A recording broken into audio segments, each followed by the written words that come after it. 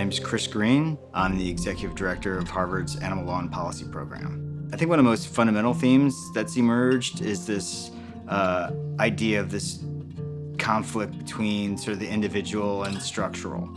That some folks feel that we should really focus on major structural change and are critical of both the sort of incentives and penalties on individuals. At the same time, structures are in large part made up of individuals, and there's been a lot of talk of self-interest, especially today, that a lot of people are motivated by self-interest. So unless you sort of find a way to harness that, it might be difficult to sort of affect any sort of larger change. So that to me is one of those sort of core issues at stake.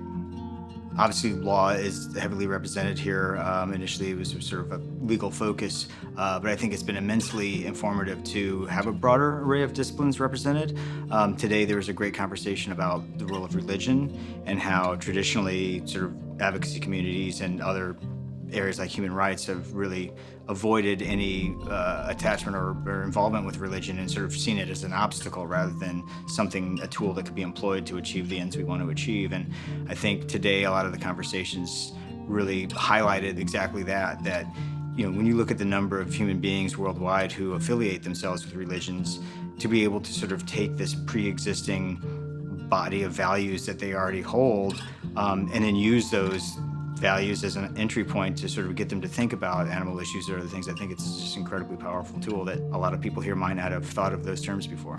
But one thing I've liked that's come out of this is that in the animal protection movement right now, there tends to be a big focus on farmed animal welfare, and it's often seen as not counterproductive, but maybe not the best employment of resources to focus on companion animal issues or other issues, just given the scale and numbers involved. But I think one thing that has come out in the conversations is that,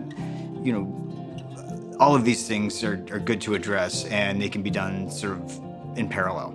It's not like you focus on just, okay, we'll get protections or rights for one group and then we'll just turn to the other one. I mean, we don't do that with human populations, like, okay, as soon as we get rights for women, then we'll focus on something else. It just doesn't happen that way. So I think it's been really interesting to hear the way that all these different focuses that people have can really help inform each other's kind of quests, and that, they aren't sort of mutually exclusive, or it's not a zero-sum game necessarily.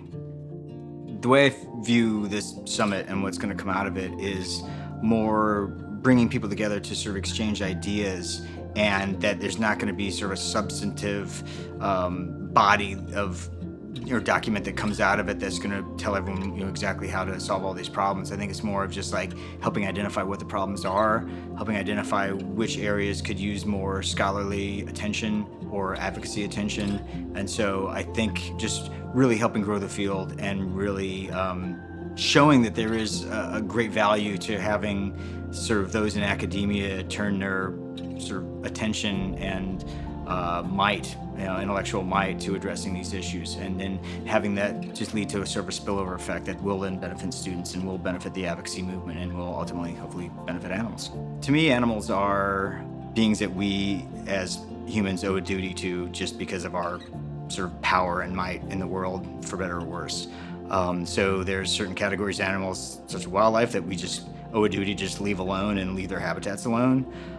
There's other categories of animals that I think we owe a duty to because we've bred them to be sort of dependent upon us, both for basic needs and social needs.